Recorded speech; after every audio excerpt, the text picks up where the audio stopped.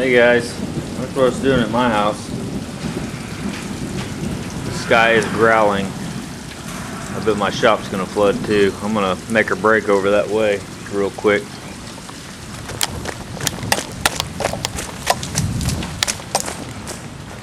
Oh yeah, figured that was coming. It comes in underneath. I just saw that. It's coming in underneath the... So I probably need to run some caulking across there or across the outside. Yeah, that sucks. And it's been raining like crazy here too. You can see how bad that is. I just haven't had time to go rent a backhoe and dig all that out, try to put in a trench drain and everything. So I'll be living with it. So I'll probably just take my broom there and sweep that back and sweep it out. Just keep sweeping during the day to try to keep it out as much as possible. You can see it's flowing pretty good out of there. So my little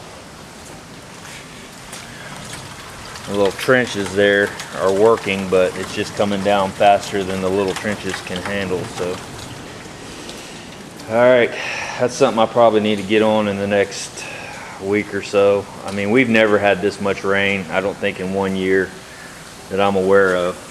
As you can see, I mean, it's just standing everywhere. It's pretty, I think, unprecedented to have this much rain.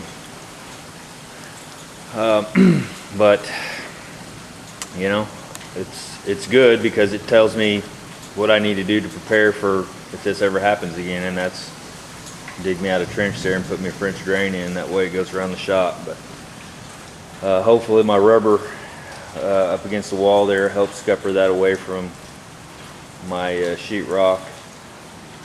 But yep, I'll have to deal with this until it stops it. But that's where it's coming in. And like I said, I think I could slow it down if I put some caulking in there, some silicone or something to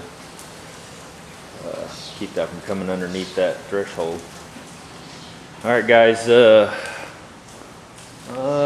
it's about 10 o'clock, no, it's about 11 o'clock. And pretty nice outside. I'll probably open the doors as long as the rain doesn't start coming in the front doors, and go ahead and finish this quarter panel up. And I'm gonna go ahead and put these rubbers in and see how much it lifts that trunk up, and just little things like that. And I'll bring you back when I get some stuff going. See ya. Hey guys, I was gonna give you a quick little, I don't know if it's a tip or what, but when you're welding, if you can't see, my welds turn out like shit if I can't see them. And so that's why I've started using these, because I'm old, and that's fine, they magnify, but it actually lets me see them. I know a lot of guys will weld and don't even look at the weld, they'll look away or they'll close their eyes, and hey, if you're that good, that's fantastic. For me, I need to be able to see what I'm doing, especially these little tiny ones. And so what I was gonna say is, like, I use this light here, put light up on it, or I've also got that, you know, if I wasn't so messy, have my stuff set up where I need to have it. Just this little guy right here, just a flashlight that you can actually set and put the light on the weld itself.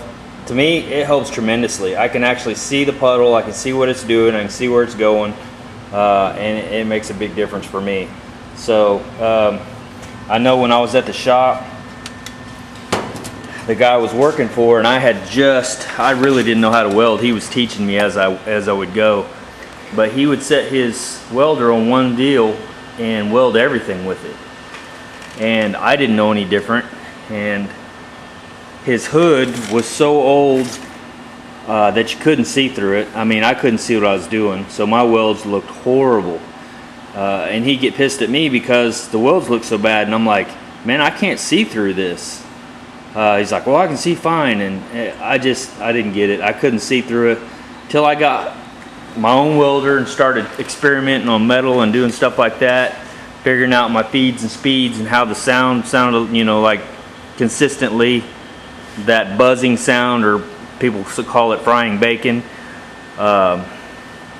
Yeah, my welds were horrible, and I'm not gonna say they're perfect now, but they're a whole lot better than they were.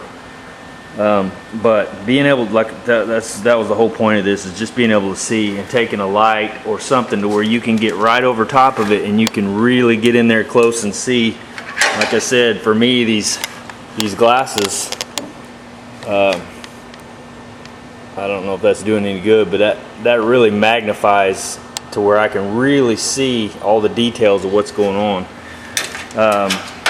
Like I said, if you're good enough that you can just close your eyes and look away and go, I mean, I've seen guys do that with just tack welding, and that's fine. You know, I can do that, but I mean, I've literally seen guys just close a plug weld without looking, and I'm like, I don't know how you do that, but that's good. I mean, that's, I guess, years and years and years of doing it. But for me, I need to be able to see what I'm doing, where the puddle's going. Is it completely filling in all the way around, because I tend to leave these little gaps on the outsides every so often. So yeah, to me, it's pretty important to have some good light. This channel's a little bit wide, but this thing is kind of tilting out, so once I get this welded in like I want it, I'm going to take my spoon and hammer and make this gap. I'll bend this back in and make that gap right. So that's I kind of messed with it before, and it was too flimsy to try to get it to go back in, and so I'm going to go ahead and lock it down and then move it in. So anyway, quick update. Took longer than I thought to give you my little 2 cents on light, which is, you know, most people probably already know, but like I said, for some of the new guys that watch these videos and they're just learning, and you know, they're welding in dark spaces and stuff like that, just get you a little flashlight, something like this. I've even got a little tiny flashlight in here somewhere that while I'm welding, and I can't do it now, but I'll hold it like I'm holding the camera, and I'll just hold it up and anchor me a point, and then, you know, do that. Or I can actually hold it up against the nozzle while it's shining down on it so you can see. Just little stuff like that helps tremendously. At least it helps me.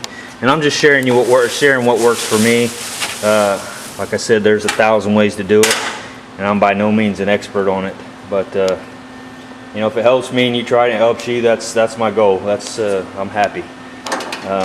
If you do it and it doesn't help you, then disregard. So, all right, see you guys.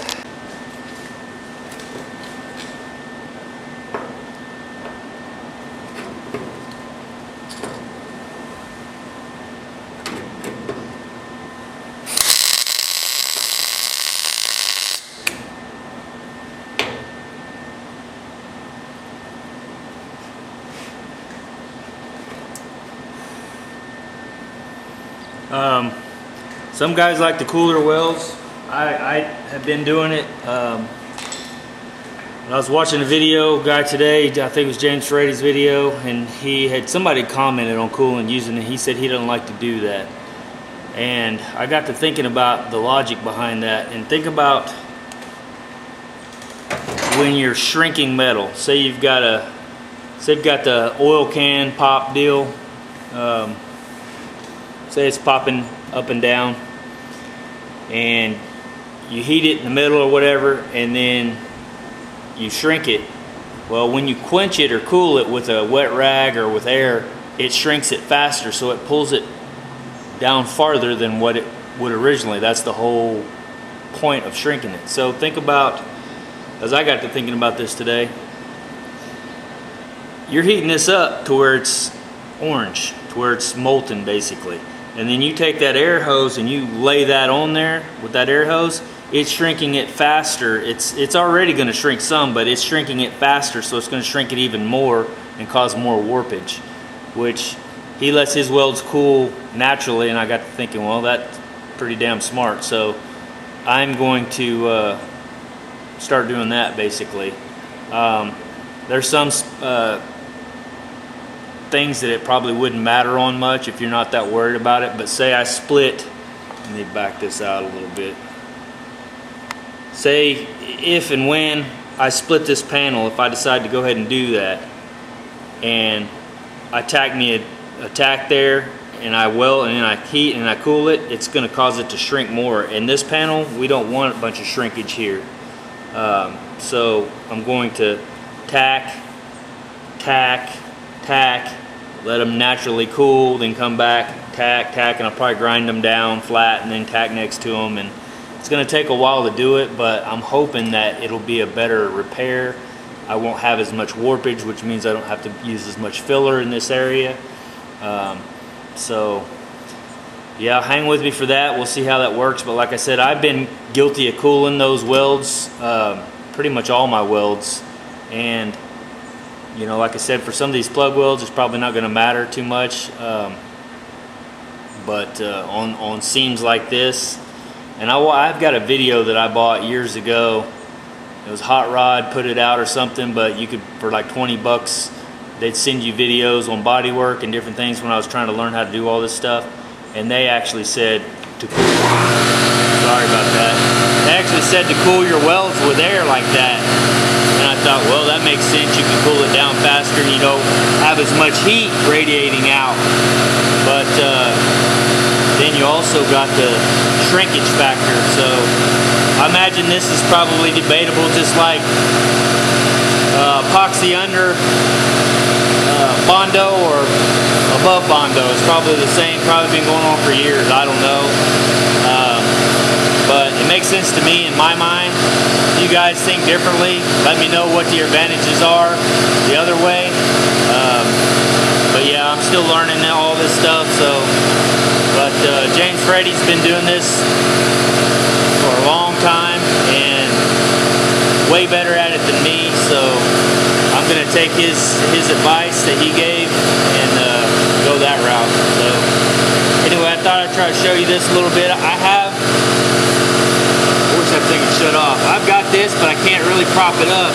And I'm not sure how well it'll focus in if I was to actually show you my weld. Of course, these are so small and short that it's not going to make, I mean, you guys have seen people plug weld before, but I thought I'd show you that. Also, guys are saying to, because you got shielding gas, which I just didn't do it, once you finish welding, keep it on there and let that argon sit there and kind of shield that, and it keeps the porosity and stuff like that out as well. So that's another deal that I was reading earlier, which by habit I just pull away just to look at my weld as soon as I'm done. So that's something I'll have to work on myself. So all right, guys, see ya. Hey guys, the rain's starting to get depressing. It stopped for a little bit and then it came back with a vengeance. Now it looks like it's trying to slow down a little bit, but I just keep sweeping it out. It keeps coming in. I'm going to show you these little welds. I said they're not perfect, but let's see if I can get in closer. That one's kind of ugly, but it is what it is. Just little button welds. Penetration's real nice. I can feel it through the back side. Well, you can even see and this is galvanized. So of course I scraped the galvanized coating away, but yeah, just a little. But yeah, I thought I'd show you that. I'm gonna go ahead and grind these down, and then I'm gonna pound that in that way, because if I pound that in first, then it's gonna be harder for me to get my grinding wheel in there to dress those up. So, but it shouldn't have to be too much grinding because they're fairly flat. So anyway, and I'll probably go get some lunch. It's about 1:15, so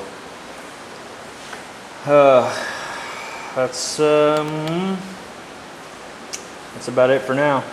All right, guys, see you. All right, there it is, all ground down.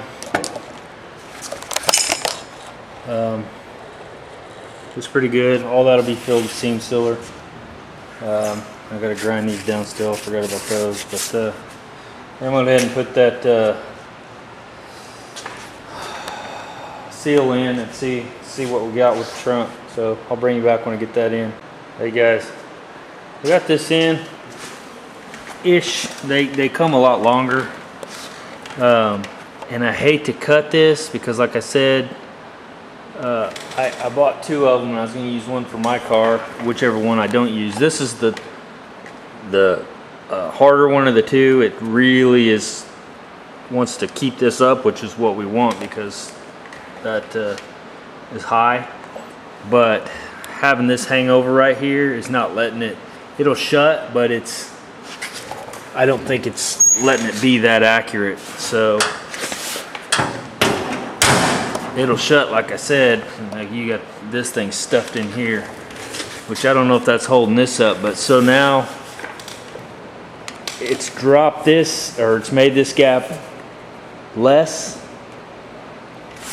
but now it's sticking up here. Like I said, that may be because of that sticking out of there. But still, if I get this even here, it's still low up there, so I'm still gonna have to work that. Both sides, same deal. I pull it down to about where it's supposed to be. It's still just a little low right through here, and like I said, there's pretty nice little dents right through there. But that gives me a little bit of an idea, you know. I definitely won't have to bend it up like, well, I'll just raise this up to where it's even across here, and space it out or whatever, and then make this match it. So anyway, yeah,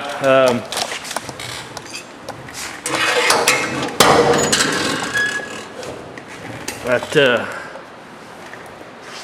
fit in there pretty nice.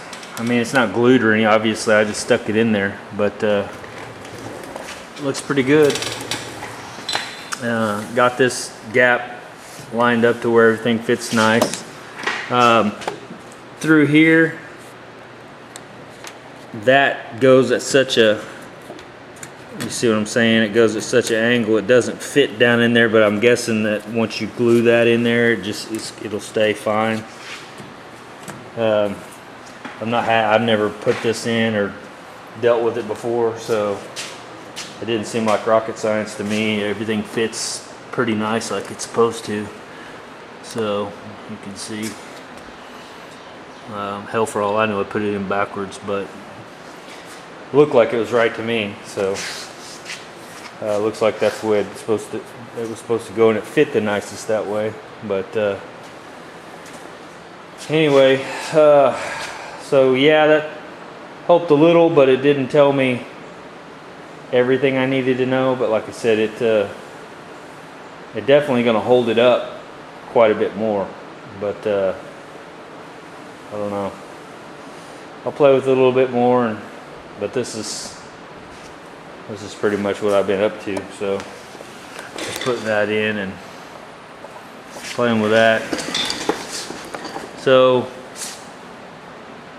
all right, I'll bring you back if I figure out something else, or I'm not sure. I'm gonna keep playing with this right now. I got to go ahead and finish grinding all those welds on the other side and just more of that. So that's just, for the most part, this is done, except for, like I said, this up here, I was kind of saving it for dessert, kind of saving it for last, if you will. So yeah, I'll be getting on that probably not tonight because it's already after 7, but I may get on that. Let's see, I work probably maybe Saturday, maybe not. My son may come into town this weekend, and that'll be pretty cool because I get to see my grandbaby for the first time. But yeah, not sure. But anyway, that's probably it for today. I'll probably cut this video here and upload it tonight. But overall, I'm pretty happy with it. Like I said, my door gaps are good, the door shuts good, everything looks good. My thing was, I thought, you know, if you build these up like that to fill in that gap, because you go around car shows and you see people have their trunks open all the time, are you not going to spot that? You know what I mean? That being extra wide like that. But then again, on the other hand, if this is split, will it not look funny if it's a little bit wider here? I don't know. So 6 on one hand, half dozen the other, like they say. But yeah, literally, I would have to put, let me get this right. Yeah, I would probably have to put that much rod in there to make that gap right. That actually looks fairly decent, fairly close to a 3/16 gap. But I'm not going to be able to do it with one hand, so. But I'm sure I can make it look smooth and all that kind of stuff. But like I said, when you have your trunk open, is it going to be, the guys like me and you who know what people do to cars, you know what I mean? And hell, it may not matter, I don't know, but I know when I go to car shows and I look at paint jobs, I can find every flaw in the whole thing, which sucks that people look for flaws, but it seems to be what we do. Of course, when you see a beautiful paint job that's just amazing, obviously you can appreciate that too, but my buddies will bring cars to me that they're getting ready to buy and ask me to look at them, and I'll go through it and they'll be mad by the time I leave because they really wanted it. And I'm like, look, you pop the hood, you can see these bolts on these new cars. They've got socket marks on them. More than likely, the car's been wrecked. Unless they did something they had to take the hood off. Why would the hood ever need to be taken off on a 2013 model car? Stuff like that. I mean, they're just little stuff. Nibs in the paint. You don't get very many nibs from the factory. Just little stuff that you find. Differences in peel, because new cars have the peely look, like an orange. So if you get one panel that has a different peel, you can probably guess that panel has been repainted or smashed. I mean, it's just lots of little stuff, and you guys probably know what I'm talking about. But yeah, it's stuff like that we just critique and look at. And like I said, it's stuff like this, taking the time to make these little gaps just right, and taking the time to fill this in and make it just right is what we do to make it to make the differences. That way, when you go to these car shows, you look at stuff like this and go, yeah, that's nice. They did a good job there, stuff like that. Or like I said, even this, I'm like, well, is that much farther out? And it may not make it. You may not even be able to tell. I mean, unless you're just that guy that's got the super trained eye, but I don't know. I don't know how car, those guys that do the 100-point car shows and stuff like that. No, I'm not saying this car's gonna be a 100-point car either. I'm just saying the guys that do that, maybe they know to look for stuff like that. Maybe it deducts points, maybe it doesn't. I don't know. Never done it, so. And like I said, as far as I know, this is just gonna be a driver. It's not. I mean, I'm sure he'll take it to an occasional, drive-in show or whatever, but. I don't know. Hadn't really talked to him about it, so don't really know for sure. Anyway, overall, car's looking really good. All the panels are lining up nice. I've double checked these gaps once again before I locked all this down to make sure they were good, because if you don't, you're going to have your window rattling back and forth, or it won't roll up and down type thing, so that's important.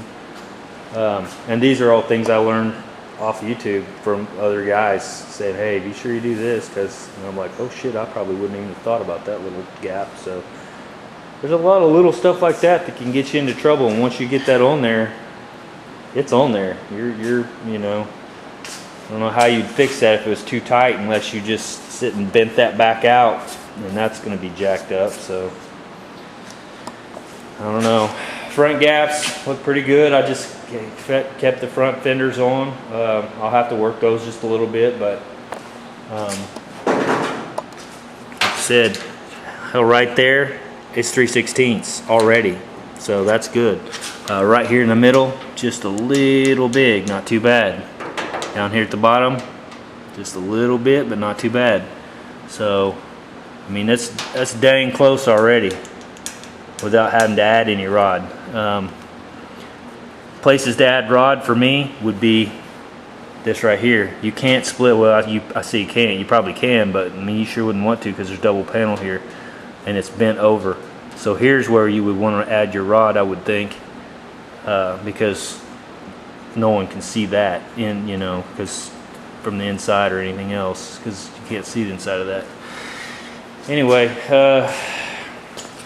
yeah, I'll have to tweak this one here. Probably put me some rod in here. This stuff that you can't. But in here, let me get this open. In here, you can see it. So again, I'm kind of on the fence about that, building this out with rod, you know, like this to close a gap. It'll be that much bigger. Does it matter? I don't know. Am I splitting hairs? I don't know. Is it overkill? I don't know. But I know that I can split this panel and tweak this in a little bit to close that gap, and no one's going to be able to tell because you can't really see the inside of that panel. You're going to have a window in there and your interior and everything else, so there's no, you know, and this will be smooth as glass. At least that's the plan. So I don't know. I guess ultimately it'll just be up to me what I decide to do. The only bad thing about this that I was looking at inside here, there's some of those brackets that I put back in there. When I go to splitting that, I've got a bracket in here that's welded right here, and it's gonna be hard. I mean, if I use a little saw and just angle it just right, I can probably get around that without hitting it. Like I said, it's just, went back and watched this James Freddy video this morning on that 66 Nova that he did, and he split this panel here, and it turned out real nice. And I thought, you know, that's probably what I want to do. But then thinking about this being already pretty close to the right size, I thought, okay, if I extend that out, is it going to make it look weird? So I don't know. I'll kick it around. I got a couple days to think on it, and you know, you guys throw what you think out there. Give me some reasons why you would do it which way. And like I said, this is my first time restoring a car, so I'm learning, and I'm open to suggestions, and so, you know, tell me what you think. All right, guys, I'm gonna go in and eat dinner. I'll talk to you next time. See you.